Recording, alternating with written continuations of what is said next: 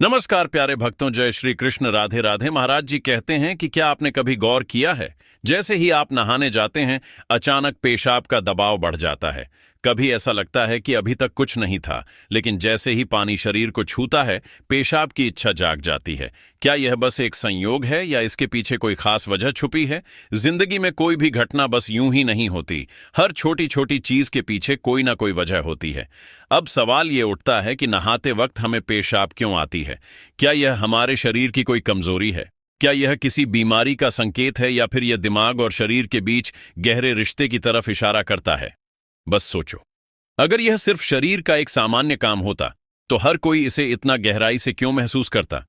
नहाना सिर्फ साफ सफाई का मामला नहीं है। नहाना एक ऐसा प्रक्रिया है जिसमें शरीर, दिमाग और आपकी पूरी चेतना जुड़ी होती है।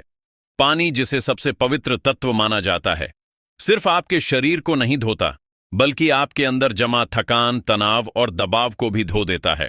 और जैसे जैसे शरीर हल्का हो जाता है, उसका दबाव पेशाब के रूप में बाहर निकलता है। लेकिन यह तो बस सतह की बात है। असली कहानी इससे कहीं गहरी है, क्योंकि शरीर का हर अनुभव मन का भी अनुभव होता है, और मन का हर अनुभव शरीर में उतरता है। तो जब आप नहाते हैं, यह सिर्फ एक जैविक प्रक्रिया नहीं है, यह आपके मन और शरीर के बीच एक बातचीत है। अब सोचो, जब पानी तुम्हारे शरीर को छूता है तो क्या होता है? आपका कीमती समय ना बर्बाद करते हुए वीडियो में आगे बढ़ते हैं। तुम्हारी त्वचा के हर रोम क्षेत्र में हलचल मच जाती है, तंत्र का तंत्र सक्रिय हो जाता है। ठंडक या गर्म पानी का एहसास दिमाग को यह बताता है कि शरीर को कुछ छोड़ने की जरूरत है, और उसका पहला तरीका पेशाब करना होता है। लेकिन यह पूरी सच्चाई नहीं है, क्योंकि अगर यह सिर्फ ठंडे पानी का असर होता तो फिर जब हम गर्म पानी से नहाते हैं तो यह क्यों होता? अगर यह सिर्फ मूत्राशय की वजह से होता तो नहाने से पहले यह क्यों नहीं होता, और पानी गिरते ही अचानक क्यों होता है? यही वह राज्य है जो लोगों को हैरान कर देता है। जैसे ही आप नहाना शुरू करते हैं, शरीर तुरंत शरीर आराम की स्थिति में चला जाता है, और जैसे ही शरीर आराम करता है, सबसे पहले वह दबाव को रिलीज कर देता है। यह दबाव कभी पेशाब के रूप में दिखता है, कभी गहरी सांसों में, और कभी थकान के एहसास में। इंसान तब तक दबाव में रहता है जब तक वह खुद को छोड़ना नहीं सीखता। नहाना, पानी में डूबना, ये सब काम इसलिए अच्छे लगते हैं क्योंकि यह आपके अंदर के बोझ को हटा देते हैं। बस याद करो कि कभी गर्मी में जब तुम ठंडे पानी से नहाने बैठते हो तो पहला छींटा ही पूरा शरीर एक झटका महसूस करता है।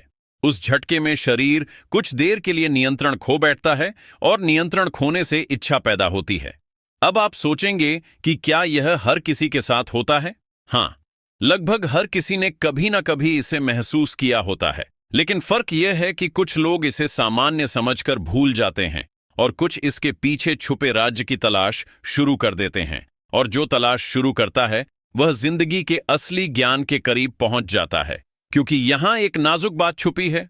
पानी और पेशाब दोनों एक ही तत्व से बने होते हैं। जब जब पानी बाहर से शरीर को छूता है तो शरीर के अंदर पानी का तत्व भी प्रतिक्रिया करता है। यही प्रकृति का संतुलन है। यह एक अनुनाद है।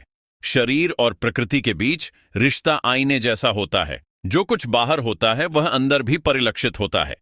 तो जब बाहर का पानी तुम्हारे शरीर से मिलता है तो अंदर का पानी यानी पेशाब भी बाहर आने को बेचैन हो जाता है। लेकिन अब सवाल उठता है, क्या यह सिर्फ पानी और मूत्राशय की बात है, या इसके पीछे कुछ और भी है? क्या यह किसी कमजोरी का संकेत है? क्या यह किसी बीमारी का शुरुआती लक्षण है, या बस मन और शरीर के बीच की एक बातचीत है? यहीं से हमारी यात्रा शुरू होती है, शरीर के विज्ञान से लेकर आध्यात्मिक दृष्टि तक। क्योंकि अगर हम इसे बिना समझे सामान्य कहकर नजरअंदाज कर देंगे तो हम जीवन के एक बहुत बड़े संकेत को खो देंगे। तो चलिए अब इस रहस्य को और गहराई से समझते हैं। हर बार जब तुम कुछ छोड़ते हो, कुछ रिहा करते हो, तो वह तुम्हारे बोझ से आजादी देता है। लेकिन ध्यान रखना, यह सफर आसान नहीं होगा, क्योंकि जो दिखता है वह सच नहीं होता, और जो नहीं दिखता वह गहरा सच होता है। लेकिन सवाल यह है कि ऐसा क्यों होता है कि कुछ लोग इसे ज्यादा महसूस करते हैं और कुछ कम? यहां मनोविज्ञान की भूमिका आती है। मनोविज्ञान कहता है कि हमारा मन और शरीर गहराई से जुड़े होते हैं। जैसे ही मन आराम करता है, शरीर भी रिलीज होना चाहता है।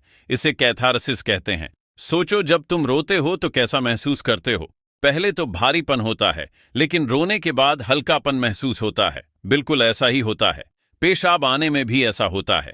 यह एक तरह की साफ सफाई है, और नहाना भी ऐसी ही एक प्रक्रिया है जो आराम और तरोताजगी दोनों को जगाती है। इंसान लगातार दबावों के नीचे रहता है। तनाव, इच्छाएं, डर, गुस्सा, चाहत, ये सब अंदर जमा रहते हैं। जब आप नहाते हैं तो पानी सिर्फ शरीर को नहीं धोता, यह आपके दबावों को भी पिघलाता है। और जैसे ही दबाव कम होता है, शरीर से छोटे छोटे रिहाई के संकेत पहले निकलते हैं। मतलब पेशाब आने की इच्छा सिर्फ जैविक नहीं है, बल्कि मनोवैज्ञानिक भी है। ये इस बात की निशानी है कि जैसे ही आप आराम में शरीर राहत चाहता है, पानी सिर्फ शरीर को साफ नहीं करता, यह आपके अवचेतन तक पहुंचता है, क्योंकि पानी का अस्तित्व बहुत गहरा है। आप मां के गर्भ में पानी से घिरे हुए पैदा हुए थे। आपके पहले अनुभव पानी से जुड़े होते हैं। इसलिए जब भी पानी आपको छूता है, आपका अवचेतन सक्रिय हो जाता है। इसीलिए नहाना इतना सुखद लगता है। इसीलिए पानी में डूबना, किसी झील या समुंदर के किनारे बैठना इतना आरामदायक होता है। और इसीलिए जब भी शरीर पानी से टच करता है तो वह तुरंत राहत चाहता है, क्योंकि यह उसकी सबसे पहली अनुभूति होती है। हर बार जब पानी तुम्हें छूता है तो गर्भाशय का अनुभव वापस आ जाता है। गर्भ में तुम पूरी तरह आराम में थे, कोई तनाव नहीं, कोई दबाव नहीं। पानी का माहौल और राहत पाने का एहसास ही वजह है कि नहाते वक्त पेशाब आना स्वाभाविक होता है। लेकिन अब एक सवाल बचता है, क्या नहाते वक्त पेशाब आने की इच्छा सिर्फ एक सामान्य रिफ्लेक्स है, या यह किसी बीमारी का संकेत भी हो सकता है? विज्ञान मानता है कि अगर यह बहुत बार होता है, बहुत ज्यादा तलब होती है, या आप इसे कंट्रोल नहीं कर पाते, तो यह ओवरएक्टिव ब्लैडर या किसी और मेडिकल कंडीशन का संकेत हो सकता है। लेकिन अगर यह कभी कभार होता है तो यह बिल्कुल नेचुरल है, बिल्कुल सामान्य है। अब सोचो, क्या आपने कभी ध्यान दिया कि यह तलब तभी बढ़ती है जब पानी डाला जाता है? मतलब यहां ट्रिगर पानी है, और पानी सिर्फ शरीर को नहीं छूता बल्कि दिमाग और सबकॉन्शियस को भी।